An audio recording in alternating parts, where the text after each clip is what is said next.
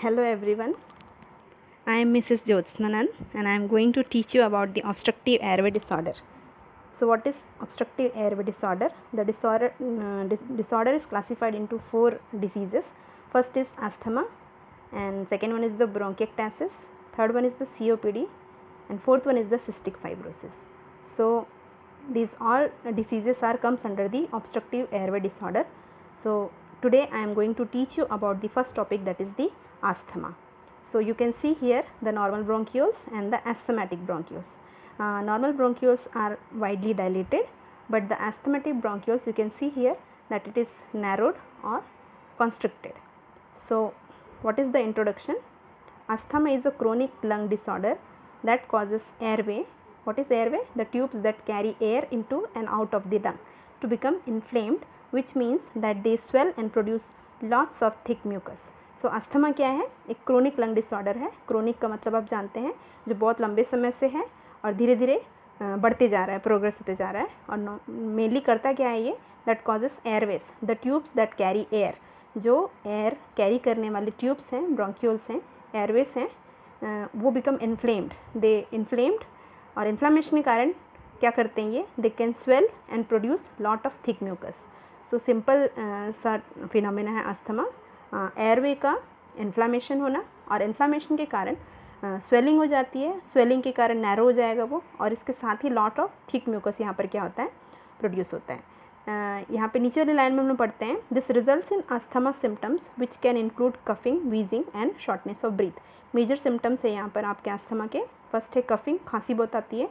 Wheezing है, विजलिंग sound सुनाई देगा, because the wheezing is because of the narrowing of the airway. And last is the shortness of breath. Person cannot breathe properly. Patient is having the breathing difficulty.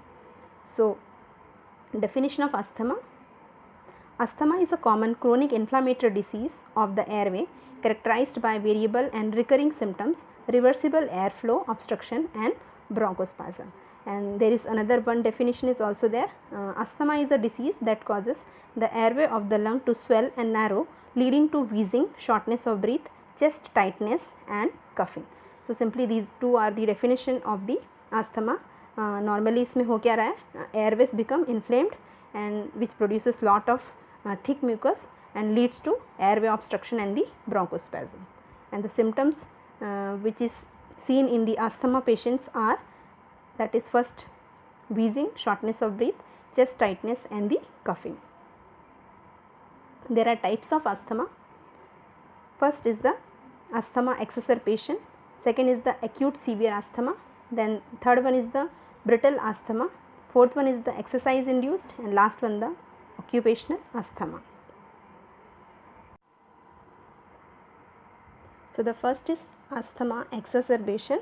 Asthma exacerbation is also known as the asthma attack. It is in this asthma exacerbation more typical symptoms are seen, and the main feature is that is there is decreased expiratory flow, that is PEF. Peak expiratory flow is decreased in asthma attack. So more typical symptoms are seen in this. Patients feel more tightness in the chest, breathing difficulty and the coughing. And the second is the acute severe asthma. Acute severe asthma is also or formally known as the status asthmaticus and is unresponsive to repeated courses of medication. So it is a severe condition and it is an acute emergency condition. Now third one is the brittle asthma. So the brittle asthma is characterized by wide variation of the peak expiratory flow. I have previously told you about the peak expiratory flow.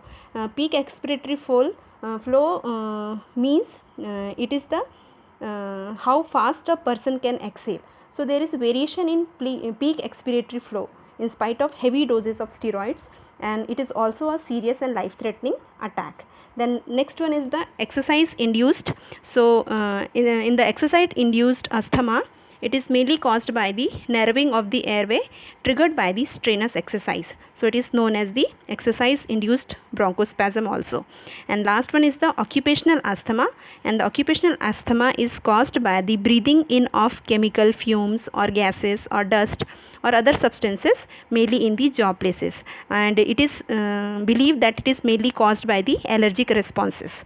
So these are the types. First is the asthma exacerbation, second is the acute severe asthma, third is the brittle asthma, fourth one is the exercise induced asthma, and fifth one is the occupational asthma.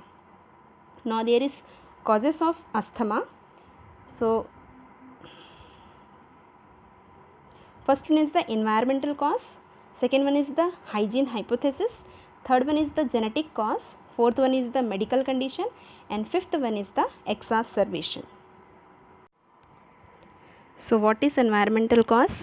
Environmental cause के अंदर में आता है आपका सबसे major जो cause है वो है air pollution and the cold weather and temperature, that is low temperature, high humidity, strong odour, this all are under the environmental causes. Now second is the hygiene hypothesis. ये सभी लोग आप लोग बहुत अच्छे से जानते हैं. जैसे कि बोला जाता है being overly clean can prevent children from getting expose to enough germ, है ना. ज़्यादा सफाई रखने से बच्चे लोग जर्म से ज़्यादा क्या नहीं हो पाते हैं, एक्सपोज नहीं हो पाते हैं. और अगर बच्चे जर्म से एक्सपोज नहीं होंगे तो उसके कारण क्या होगा, उनके अंदर में इम्यूनिटी भी क्या नहीं होती है, डेवलप नहीं होती है. और यही एक फिनोमेना है, यही है हाइजीन हाइपोथेसिस कि ओवरली क्लीन होने के कारण जब बच्चों में इम्यूनिटी डेवलप नहीं हो पाती है, सो यही जो चीज़ है पुअरली जो डेवलप्ड इम्यून सिस्टम है वो लीड करता है आपका asthma and the allergy. Now third is the genetic cause. Genetic cause का मतलब होता है जीन जो ट्रांसफ़र हो रहा है, दैट इज़ 70% चांसेस होते हैं अगर एक जीन जो है अस्थमेटिक पेरेंट का चिल्ड्रन में अगर ट्रांसफ़र हो गया तो चिल्ड्रन को भी क्या हो सकता है, अस्थमा हो सकता है. नाउ थर्ड है फोर्थ है आपका मेडिकल कंडीशन.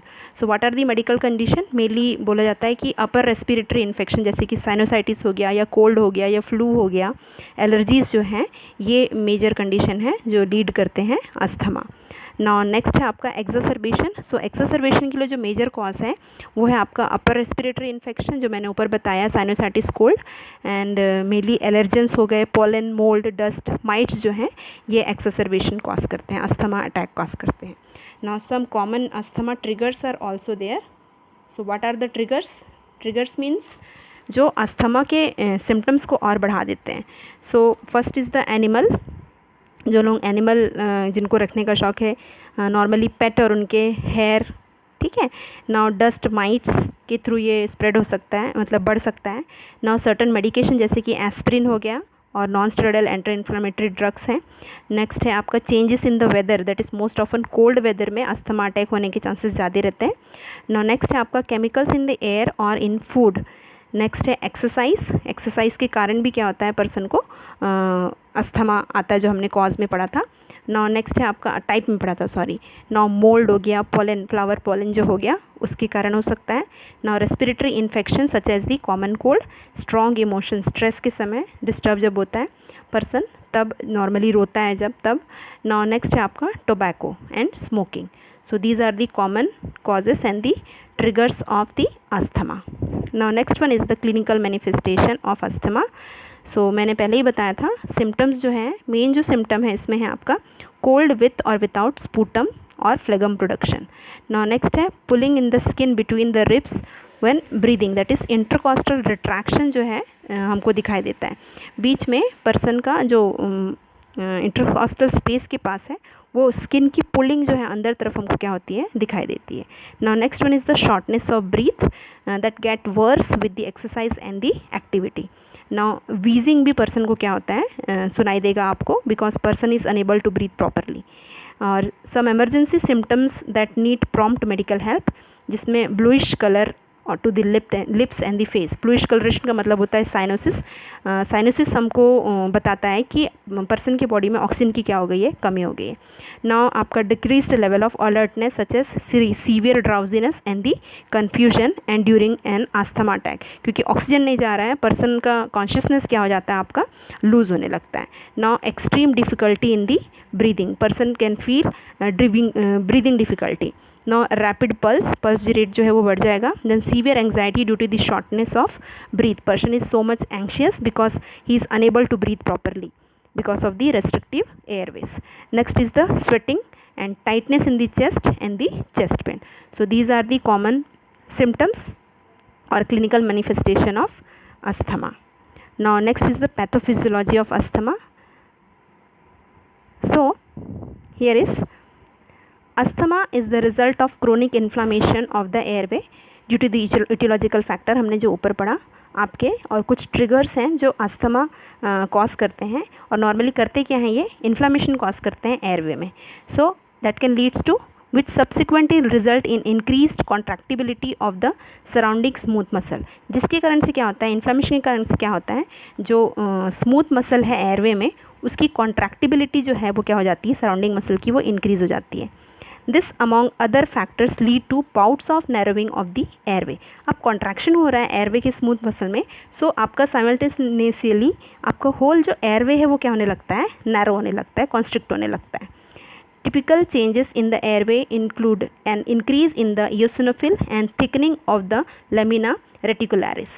So आपका रेटिकुलर जो मसल फाइबर है, नेक्स्ट आपका eosinophils वहाँ पर आ गया है, नेक्स्ट इन्फ्लामेशन के कारण क्या हो रहा है, वहाँ पर म्यूकस का भी प्रोडक्शन हो रहा है. So that ultimately leads to thickness of the mucus और लेमिना रेटिकुलारिस जो मसल फाइबर्स है वहाँ पर, ये सारे जो मिल के एक तो आपका कॉन्स्ट्रिक्शन भी कॉज कर रहा है, दूसरा म्यूकस आकर के और ब्लॉकेज को क्या कर रहे हैं, बढ़ा रहे हैं. That classical symptoms is wheezing. कोई चीज़ जब ऑब्स्ट्रक्टेड एरिया में से साउंड जब एयर जो है एक्सहेल करता है पेशेंट, प्रॉपरली साउंड के साथ वो एक्सहेल करेगा. व्हीजिंग साउंड जो है, विस्लिंग जो साउंड है, व्हीजिंग साउंड जो है पर्सन जब एक्सहेल करेगा तब हमको क्या होगा, सुनाई देगा.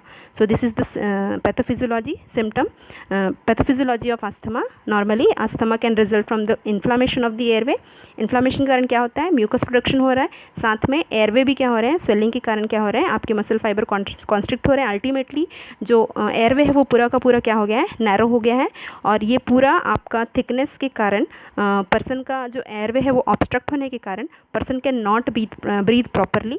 और क्लासिकल सिम्टम जो है, breathing difficulty, wheezing sound, tightness of जो चेस्ट है वो पर्सन को क्या होता है, फील होता है. So this is about the pathophysiology of asthma. You can see in this diagram, this is the normal airway and that is asthmatic airway and asthmatic airway during the attack. So इतना constrict होने के बाद person जो है properly inhale and Excel नहीं कर पाता, because airway too much narrow हो जाता है और एयर जो है वो प्रॉपरली इन एंड आउट नहीं हो पाता है. सो सबसे जो डिफ़िकल्ट कंडीशन यहाँ पर पर्सन बिल्कुल प्रॉपरली क्या नहीं कर पाता है, ब्रीथ नहीं कर पाता है. यहाँ पे प्रॉम्प्ट जो ट्रीटमेंट है वो क्या है, हमको इमीडिएटली ब्रोंकियोल्स को क्या करना है, आपको वाइड करना पड़ेगा, उसको डायलेट करना पड़ेगा, तभी जो है एयर अंदर जाएगा और क्या हो पाएगा, बाहर आ पाएगा.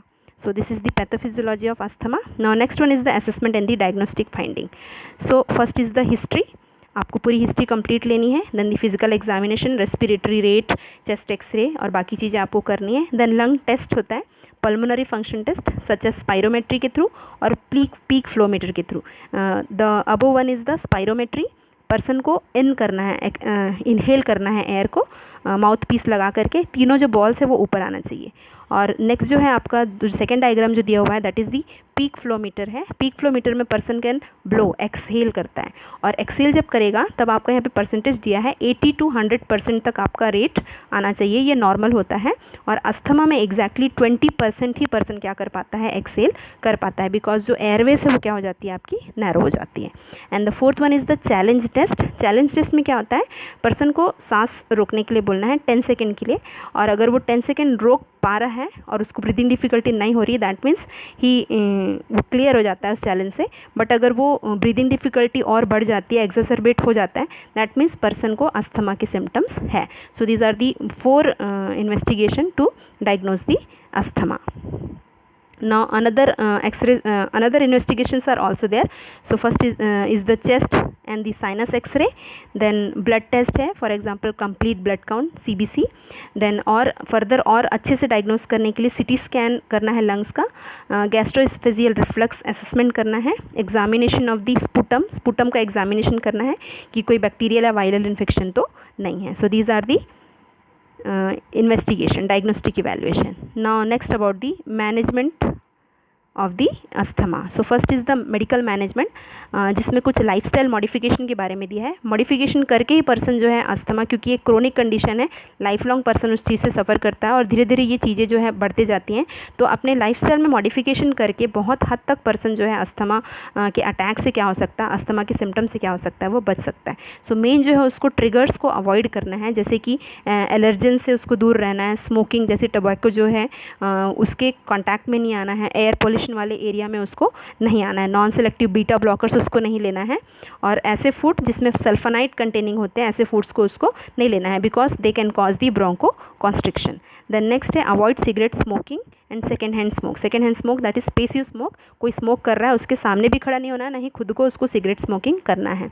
उसके बाद डस्ट माइट कंट्रोल मेजर उसको क्या करना है, यूज़ करना है, including the air filtration, chemicals to kill mites, vacuuming, mattress covers and other method had no effect on asthma symptom. So ऐसे मेजर्स उसको यूज़ करना है जिसके थ्रू वो अस्थमा की जो ट्रिगर्स हैं उसको क्या कर सके, अपने से दूर रख सके।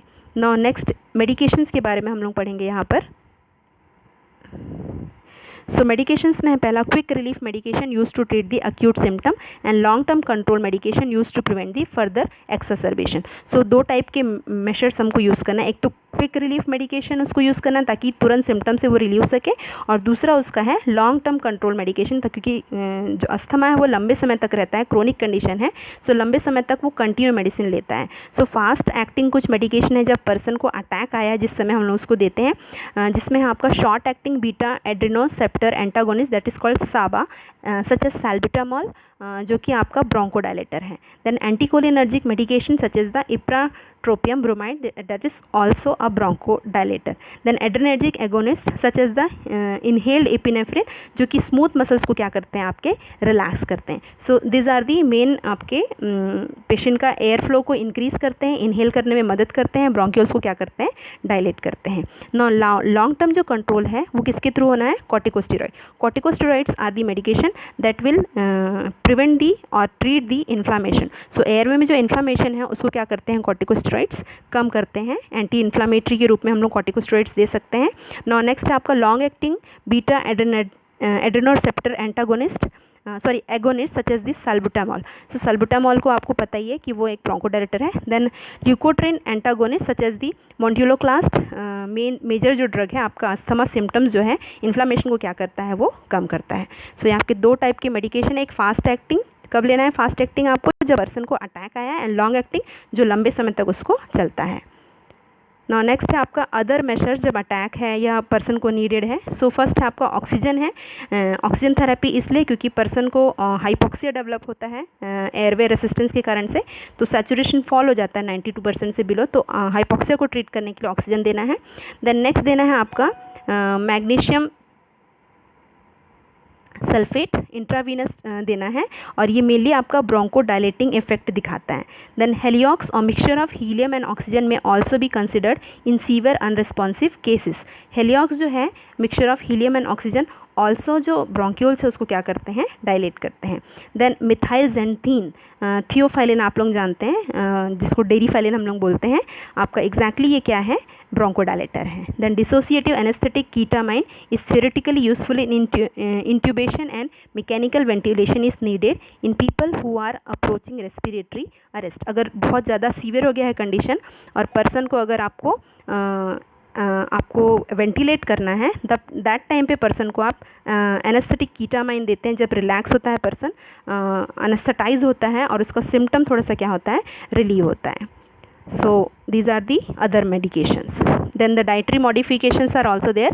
Eat plenty of fruits and the vegetable. Then include a moderate amount of garlic and onion in daily diet. That is mainly आपका जिंक होता है जो आपका इम्यून सिस्टम को बूस्ट करता है exactly. Then reduce the salt intake and also plenty of water भी person को क्या करना है, लेना है। Then nursing management, because main जो हमारा एम रहता है नर्सिंग जो साइड में हमारा मेन जो एम है वो पर्सन कैन ब्रीद प्रॉपरली, उसका एयरवे कैसा होना चाहिए, क्लीन होना चाहिए। So some nursing diagnosis are there, ineffective airway clearance related to mucus accumulation, and second one is the ineffective breathing pattern related to decrease lung expansion. So हमको वही major use करना है कि पर्सन का airway clear हो सके ताकि mucus बाहर आ जाए और पर्सन प्रॉपरली ब्रीथ कर सके, ताकि हम ब्रोंकोडायलेटर ब्रोंकियस उसके प्रॉपरली डायलेट होंगे तो प्रॉपर ऑक्सीजन जो होगा उसके लंग के अंदर जाएगा। So these are the two nursing diagnosis. Then certain complications are also there of asthma. First is अगर बहुत सीवियर हो जाता है कंडीशन तभी पर्सन अस्थमा वाले पर्सन कॉम्प्लिकेटेड हो जाते हैं, डेथ भी हो सकती है। Then decreased ability to exercise and take part in other activities, वो प्रॉपरली कोई भी फंक्शन परफॉर्म नहीं कर पाएगा। Then lack of sleep due to the night time symptoms, क्योंकि रात के समय जो सिम्टम्स है और ज़्यादा क्या हो जाते हैं, सीवियर हो जाते हैं। Then permanent changes in the function of the lung, क्योंकि कंटिन्यूसली आपका एयरवे में इन्फ्लामेशन है और रेसिस्टेंस है तो लंग का फंक्शन भी धीरे धीरे क्या होने लगता है, आपका चेंज होने लगता है, डिटोरिएट होने लगता है, कम होने लगता है। देन परसिस्टेंट कफ, पर्सन को हमेशा खांसी रहेगी। और ट्रबल ब्रीदिंग, उसको कभी ना कभी अस्थमा अटैक आ सकता है, उसको ब्रीदिंग डिफ़िकल्टी कभी ना कभी, या हमेशा उसको इस चीज़ से क्या हो सकता है, सफ़र करना पड़ सकता है। So these are the complication of asthma. Now last is about the prognosis of asthma. So the prognosis for asthma is generally good, especially for children with mild diseases. Mortality has decreased over the last few decades due to the better recognition and improvement in the care. So prognosis of asthma जो है, अगर हम treatment immediately start कर लिए, symptoms को तुरंत जान गए हैं, तो इसका प्रोग्नोसिस बहुत गुड है। हम पर्सन को बहुत लंबे समय तक सर्वाइव करके रख सकते हैं। और चिल्ड्रंस में इनका इफेक्ट जो है बहुत अच्छा दिखाई देता है, क्योंकि उनका जो कंडीशन है वो माइल्ड रहता है। और सीवियर होते तक इतने मेजर्स, जो अभी टेक्नोलॉजी इतना एडवांस हो गया है, मेडिकल फार्माकोलॉजी इतना एडवांस हो गया है कि बहुत अच्छे से उनको क्या कर सकते हैं, हम लोग ट्रीट कर सकते हैं। So this is all about the asthma. Hope this video is useful for you. Okay, thank you, bye.